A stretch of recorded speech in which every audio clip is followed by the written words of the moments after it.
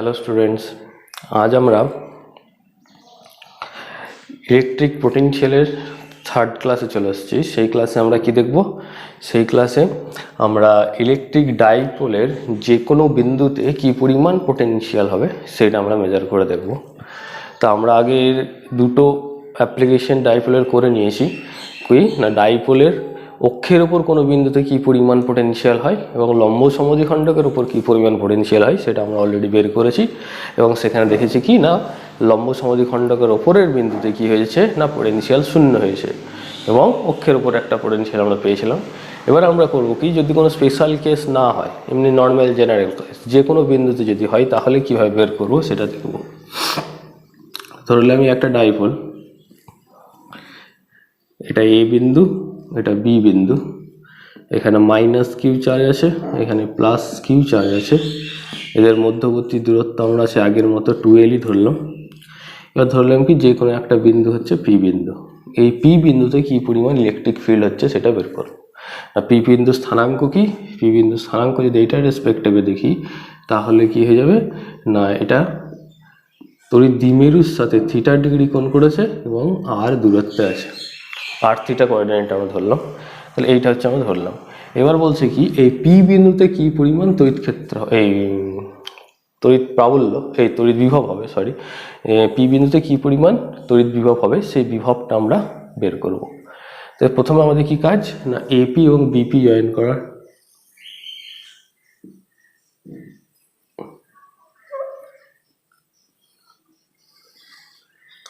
AP এবং BP join করলাম। এবার এখানে আমাদের একটু এক্সট্রা কাজ করতে হবে কি না, এই যে বিন্দুটা ধরলাম আমি ও বিন্দু, এই ওপির ওপর এ বিন্দু থেকে একটা লম্ব টানতে হবে এবং বি বিন্দু থেকে এই ওপির ওপর একটা লম্ব টানতে হবে। তাহলে আমি যদি বি বিন্দু থেকে টানি তার লম্ব, তাহলে খুব সহজে আমরা লম্ব টেনে নিতে পারবো এইভাবে। এইটার নাম দিলাম আমি পি কিউ। আর আমি দেখতে পাচ্ছি কি ওপির ওপর এই বিন্দু থেকে লম্ব টানা সম্ভব নয়, সেজন্য কি করলাম, এটাকে বাড়িয়ে দিলাম, বাড়িয়ে এই বিন্দুর উপর লম্ব টানলাম, সেই নাম দিলাম কি না আর বিন্দু। তাহলে এই বিন্দুটার নাম দিলাম কিউ বিন্দু, এই বিন্দুটার নাম দিলাম আর বিন্দু। এবার আমরা করব কি না, এই যে এপি আছে, এপি সমান আমরা আরপি ধরে নেব, এপি সমান আরপি আমরা ধরে নেব। কারণ কি, এই যে এই দৈর্ঘ্যটা এবি, এই দৈর্ঘ্যটা খুবই ক্ষুদ্র দৈর্ঘ্য, সেজন্যই এপি আর আরপি এই দৈর্ঘ্য দুটোকে আমরা কি করতে পারি না, সমান ধরতে পারি, যেহেতু এই 2Lটা খুবই ক্ষুদ্র বলে। তাই যদি হয় তাহলে এবার আমি কি করতে পারি, এই আরপিটাকে দুটো অংশে ভাঙতে পারি। কি কি না, এই ওপি আর ও আর, তারপরে আমি বলতে পারি কি না, ওপি প্লাস ও আর, এই দুটো অংশে আমরা ভেঙে দিলাম। এটা হচ্ছে ওপি প্লাস ও আর, এই টোটালটা দুটো অংশে ভেঙে দিলাম।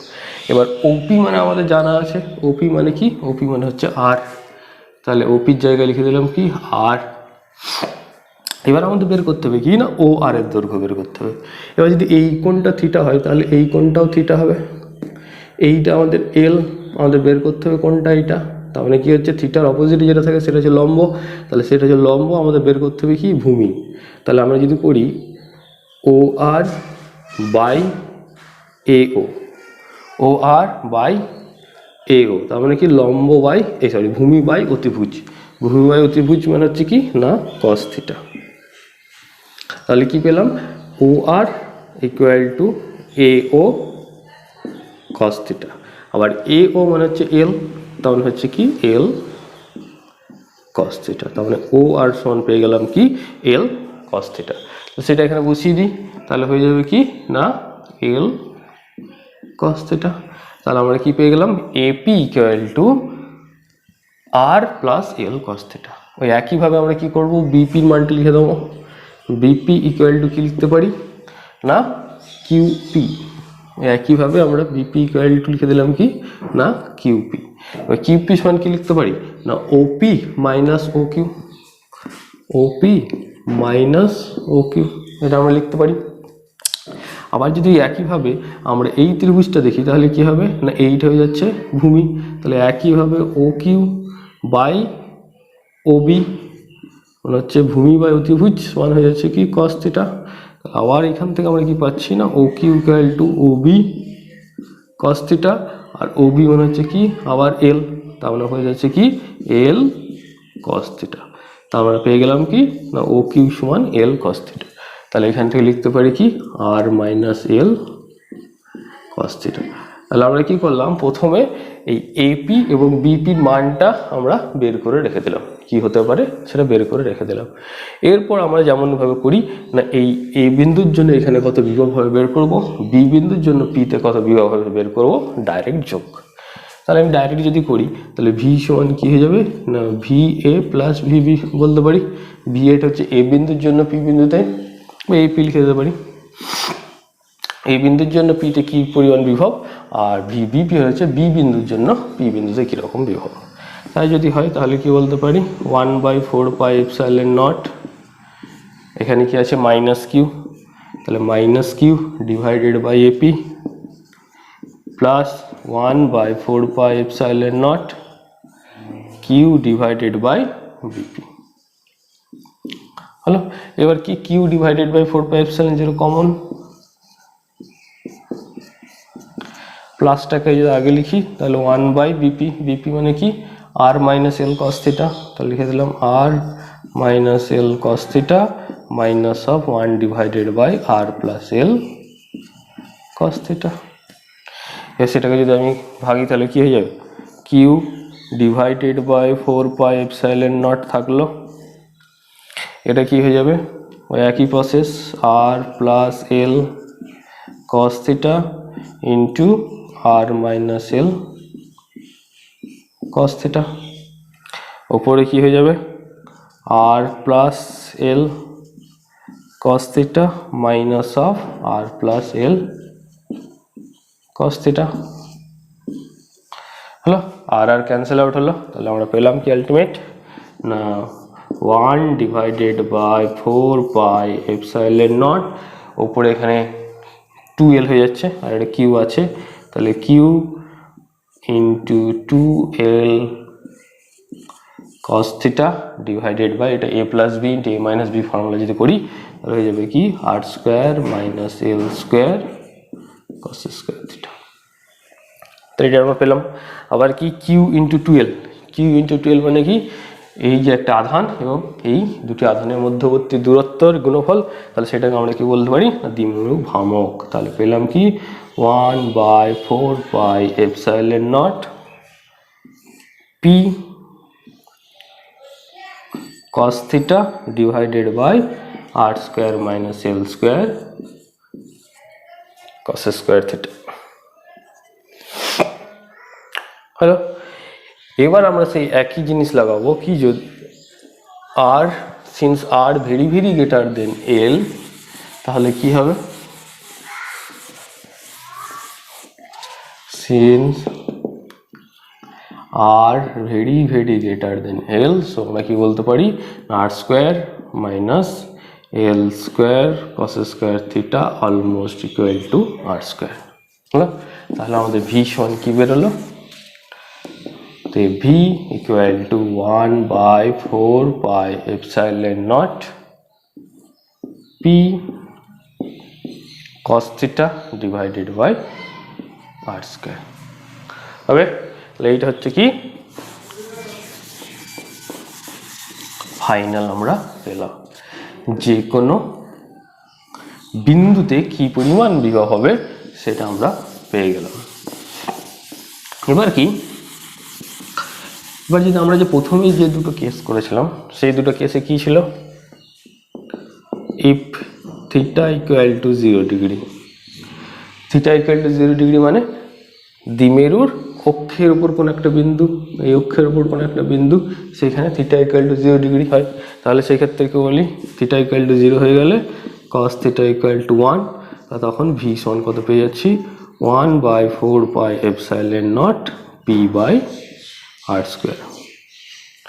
হ্যাঁ, এটা কখন না অক্ষের ওপর একটা বিন্দুতে, আমরা যখন করেছিলাম তখনও তাই পেয়েছিলাম। আবার থিটা ইকুয়াল টু যদি 90 ডিগ্রি করি তার মানে কি লম্ব সমদ্বিখণ্ডকের ওপর একটা বিন্দুতে থিটা ইকুয়াল টু 90 ডিগ্রি হবে, তাহলে থিটা ইকুয়াল টু 90 ডিগ্রি হলে হয়ে যাবে কি না cos থিটা ইকুয়াল টু 0।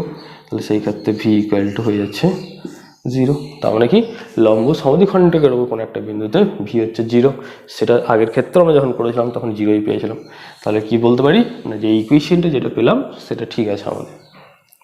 তাহলে এইভাবে আমরা যে কোনো বিন্দুতে আমরা যদি এই ইকুয়েশনটা মনে রাখতে পারি তাহলে যে কোনো বিন্দুতে বিভব কিন্তু আমরা সহজেই বের করে নিতে পারবো। এবার পরীক্ষার সময় যেরকম বলবে, যদি যে কোনো বিন্দু বলে তাহলে আমরা এটা করব, যদি অক্ষের উপর বলে তাহলে আগে যেটা করেছি সেটা করব, আর যদি প্রমাণ করতে বলে যে দেখাও যে লম্ব সমদ্বিখণ্ডকের কোনো একটি বিন্দুতে বিভব শূন্য হয়, তাহলে আমি এটাও করতে পারি আবার এটাও করতে পারি, যেমন খুশি যেভাবে করব, কোনো অসুবিধা কিছু নেই। আর যদি বলে যে কোনো বিন্দুতে বিভব বের করে দেখাও যে লম্ব সমদ্বিখণ্ডকের ওপর কোনো একটা বিন্দুতে বিভব 0, তাহলে আমাদের এইভাবেই করতে হবে। যদি বলে ওইটা প্রমাণ করো তারপর বিভব 0 দেখাও লম্ব সমদ্বিখণ্ডকের ওপর, তাহলে আমাদের কিন্তু এইটাকে করতে হবে। তারপরে বলতে হবে কি লম্ব সমদ্বিখণ্ডকের ওপর থিটা 90 ডিগ্রি, সেক্ষেত্রে cos θ ইকুয়াল টু 0, অর্থাৎ ভি ইকুয়াল টু 0। এই হচ্ছে ব্যাপার। এরপর ডাইপোলের আর একটা জিনিস আছে কি না, একে যদি আমরা এটা সুষম তড়িৎ ক্ষেত্রের উপর রাখি তাহলে কি হবে। তাহলে সুষম তড়িৎ ক্ষেত্রের উপর রাখলে যে কি পরিমাণ টর্কের সৃষ্টি হবে সেটা আমরা আগের চ্যাপ্টারে দেখে নিয়েছি, tau equal to P E sine theta. তাহলে সেটা এখানে আমরা প্রমাণ করব না, এখানে আমরা একটু অন্য জিনিস দেখবো। দেখি পোটেনশিয়াল কত হবে একটা ডাইপোলের, জিনিসটা আমি দেখাচ্ছি ছবি এঁকে। যদি আমি একটা ইলেকট্রিক ফিল্ড নিই, এই একটা ইলেকট্রিক ফিল্ড আছে, এই ধরলাম একটা ডাইপোল রাখা আছে, এটা ধরলাম কি মাইনাস কিউ, এটা প্লাস কিউ, এটা থিটা ডিগ্রি করে অ্যাঙ্গেল করে আছে। তাহলে কি হবে না, এটার উপর যে টর্ক কাজ করবে টাউ সমান হয়ে যাবে কি না পিই সাইন থিটা, তাই তো। এটা হচ্ছে আমাদের পেয়েছিলাম কি আগের চ্যাপ্টারে কি পরিমাণ টর্ক কাজ করবে। এবার কি এইভাবে যদি আমি দেখি তাহলে কি দেখতে পাচ্ছিলাম না, এইরকম একটা বল কাজ করছে, তো এইটাকে এইভাবে তড়িৎ ক্ষেত্রের দিকে অ্যালাইন্স করে দেবে। হ্যাঁ, তার মানে কি এইভাবে যদি আমি রাখি তাহলে কি হবে না, তড়িৎ দ্বিমেরুটি আস্তে আস্তে এইভাবে পরিণত হয়। এবার যদি আমি এর উল্টো দিকে, তার মানে এইটার উল্টো দিকে যদি আমি কিছু পরিমাণ এইভাবে সরাতে যাই তাহলে কি পরিমাণ কার্য করতে হয়। আমি কি করলাম কি না ডি থিটা, আমি করলাম কি ডি থিটা পরিমাণ সরালাম, এই যে অ্যাঙ্গেলটা পেলাম সেটা ধরলাম কি ডি থিটা। তাহলে কি হয়ে যাবে, work done to rotate by a small angle d theta, d theta পরিমাণ সরাতে কি পরিমাণ কৃতকার্য করতে হবে, dw সমান টাউ ইন্টু ডি থিটা। এটা আমরা আগে দেখেছি, টাউটা কি না টর্ক আর ডি থিটাটা হচ্ছে সরণ। আমরা যেমন যদি রৈখিকের ক্ষেত্রে কি বলি, W equal to F dot S, মানে প্রযুক্ত বল ইন্টু সরণ। এখানে প্রযুক্ত বলটার জায়গা হবে টর্ক আর সরণের জায়গা হবে কৌণিক সরণ, তারপর টাউ ইন্টু ডি থিটা। এবার আমরা কি করতে পারি, এটাকে আমরা মান বসিয়ে দিতে পারি, তাহলে কি হয়ে যাবে পিই সাইন থিটা ডি থিটা। এবার আমি বললাম কি না থিটা 1 থেকে থিটা 2 একটা জেনারেলাইজ করে দিলাম যে কি না ডাইপোলটাকে থিটা 1 থেকে থিটা ডিগ্রি থিটা 2 অ্যাঙ্গেলে আমি ঘোরাবো। তাহলে ক্ষেত্রে ওয়ার্ক ডান কি হয়ে যাবে না integration theta 1 to theta 2 P E sine theta D theta. তাহলে এই ইন্টিগ্রেশনটা করলে যেটা পাবো সেটাই হবে আমাদের থিটা 1 থেকে থিটা ডিগ্রি অ্যাঙ্গেলে ঘোরাতে কি পরিমাণ কৃতকার্য করতে হবে তার মান। তাহলে সেটা যদি করি তাহলে আমরা কি পাবো, পিই তো কনস্ট্যান্ট, তা পিই বেরিয়ে গেল, সাইন থিটার ইন্টিগ্রেশন করলে হয় কি মাইনাস কস থিটা, লিমিট কি আছে থিটা 1 টু থিটা 2। এবার আমাদের কি করতে হবে না upper limit minus lower limit, ইন্টিগ্রেশনে যেটা ফর্মুলা পিই যেমন আছে থাক। তাহলে কি হবে মাইনাস কস থিটা 2 মাইনাস, আবার একটা মাইনাস আছে, মাইনাসে মাইনাসে প্লাস হয়ে গেল, তাহলে হলো কি কস থিটা 1। এমনি তো ফর্মুলা কি আপার লিমিট মাইনাস লোয়ার লিমিট, তাহলে ওখানে একটা মাইনাস আর অলরেডি একটা মাইনাস আছে, সেই মাইনাসে মাইনাসে কী হয়ে গেল না প্লাস হয়ে গেল। তাহলে পেলাম কি না পিই cos θ1 মাইনাস cos θ2। তাহলে এইটা হচ্ছে কি ওয়ার্ক ডান। তো এই পরিমাণ কৃতকার্য আমাদের কি করতে হবে নাকে এই একটা ডাইপোলকে θ1 থেকে θ2 অ্যাঙ্গেলে ঘোরাতে যে কৃতকার্য করতে হবে সেটার মান, এইটাই কি হবে তার মধ্যে পোটেনশিয়াল হিসেবে স্টোর হবে। আমরা জানি কি কৃতকার্যটাই কি হয় না পোটেনশিয়াল হিসাবে স্টোর হয়, ঠিক আছে। তাহলে এইটাই হবে কি তার পোটেনশিয়াল। এবার এখান থেকে কোশ্চেন দেয় কি যে কোনো একটি তড়িৎ দ্বিমেরুকে তড়িৎ ক্ষেত্রের থেকে দিকে অবস্থান আছে, তাকে যদি তার বিপরীত দিকে মানে কি এই 180 ডিগ্রি ঘোরাতে কি পরিমাণ কৃতকার্য করতে হবে, সমমুখী থেকে বিপরীতমুখী করতে কি পরিমাণ কৃতকার্য করতে হবে। একটি তড়িৎ দ্বিমেরুকে সমমুখী থেকে তড়িৎ ক্ষেত্রের সাথে সমমুখী থেকে বিপরীতমুখী করতে কি পরিমাণ কৃতকার্য করতে হবে, এবং সেটাই আমরা দেখবো কি ম্যাক্সিমাম পোটেনশিয়াল একটা তড়িৎ ডাইপোলে।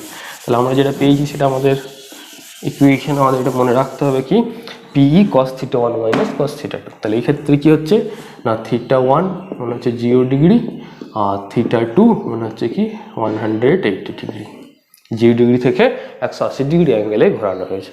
তাহলে কৃতকার্য কত হবে W = PE cos 0 degree minus cos 180 degree. তারপরে হচ্ছে PE cos 0 ডিগ্রি মানে হচ্ছে 1, cos 180 ডিগ্রি হচ্ছে -1, তো -1 প্লাস হয়ে গেল, তাহলে হয়ে গেল কি 2PE। এটা হয়ে যাচ্ছে কি কৃতকার্যের সমীকরণ 2PE। আর এটাই কি না ম্যাক্সিমাম ভ্যালু পোটেনশিয়াল। তার মানে কি যদি কোনো একটি তড়িৎ দ্বিমেরুকে তড়িৎ ক্ষেত্রের বিপরীত দিকে আমি স্থাপন করি তাহলে কি হয়ে যাবে না তার মধ্যে যে পোটেনশিয়ালটা স্টোর হবে বা কৃতকার্য করতে হবে ঘুরি আনতে, সেইটা হচ্ছে ম্যাক্সিমাম, পোটেনশিয়ালটা হচ্ছে কি ম্যাক্সিমাম, ঠিক আছে। তার মানে কি এইটাকে যদি আমি প্লাস ধরি, এই ঢাকনাটার দিকটা যদি প্লাস ধরি তাহলে এই দিকটা মাইনাস, তাহলে এইভাবে যখন থাকবে তখন 0 ডিগ্রি একে কী করলাম ঘুরিয়ে এই দিকে নিয়ে গেলাম। তাহলে এই অবস্থায় যদি রেখে দিই তাহলে এর মধ্যে যে পোটেনশিয়ালটা স্টোর হবে সেটা হচ্ছে 2PE, আর এটা হচ্ছে সর্বোচ্চ পোটেনশিয়াল। আর এই যে আনতে যে পরিমাণ কৃতকার্য করতে হলে সেটাও কী হবে 2 × P × E, তাহলে এই পরিমাণ কৃতকার্য করতে হবে বোঝা। এবার যদি বলি আমি 0 ডিগ্রি থেকে 90 ডিগ্রি করতে কত হবে, 30 ডিগ্রি থেকে 60 ডিগ্রি করলে কত হবে, তো সমস্ত কিছু এখানে আমি কেবলমাত্র θ1 প্রাথমিক θ2 অন্তিম বসাবো, আমরা ভি এর মান পাবো বা কৃতকার্যের মান পাবো। তো এখান থেকে অঙ্ক আসতে পারে, শুধুমাত্র থিটার মান বসিয়ে আমাদের বের করতে হবে। বা হয়তো কৃতকার্য দিয়ে দিল, θ1 দিয়ে দিল, θ2 বের করতে হবে। এত পরিমাণ যদি কৃতকার্য করি তাহলে ডাইপোলটিকে কত ডিগ্রি অ্যাঙ্গেল সরাতে পারবো। তাহলে আমি সেক্ষেত্রে কী করবো, θ1 দেওয়া থাকবে, θ2 বের করবো, θ2 বের করে আমি দুটোর মধ্যে বিয়োগ করবো। আর θ1 যদি না দেওয়া থাকে θ1 0 ধরে নেবো, তো θ1 0 ধরলে হয়ে যাবে কি 1, তো তখন ক্ষেত্রে হয়ে যাবে কি W = অনেক জায়গায় ইকুয়েশনটা দেখতে পাই আর কি PE 1 - cos θ। এই ইকুয়েশনটা আমরা অনেক সময় দেখতে পাই। তার মানে কি এই ক্ষেত্রে θ1টাকে 0 ডিগ্রি ধরে নেওয়া হয়েছে। আপনি কি এই অবস্থায় ছিল, তাহলে যদি বলি কোনো একটি ডাইপোলকে 30 ডিগ্রি অ্যাঙ্গেল সরাতে কী পরিমাণ কৃতকার্য করতে হবে, ডাইরেক্ট এখানে 30 লিখবো, ঠিক আছে। আর আমি যদি এইটা মনে রাখি তাহলে সেই ক্ষেত্রে আমাদের কী করতে হবে, যদি প্রাথমিক কোণ কিছু বলে না দেওয়া থাকে তাহলে সেই ক্ষেত্রে θ1 = 0 ডিগ্রি ধরে নেবো, এইখানে বসাবো, একই ব্যাপার, যেটা আমাদের সুবিধা হবে সেটা করবো। আমার মনে হয় এইটা জেনারেল ফর্মুলা, এইটা যদি আমি মনে রাখি তাহলে আমি যাই দেখি না কেন সমস্ত কিছু সলভ করতে পারবো। তাহলে এটা মনে রাখা আমাদের সুবিধাজনক। তো এই হচ্ছে আমাদের ডাইপোল। ডাইপোলে আমাদের আর সেরকম কিছু নেই।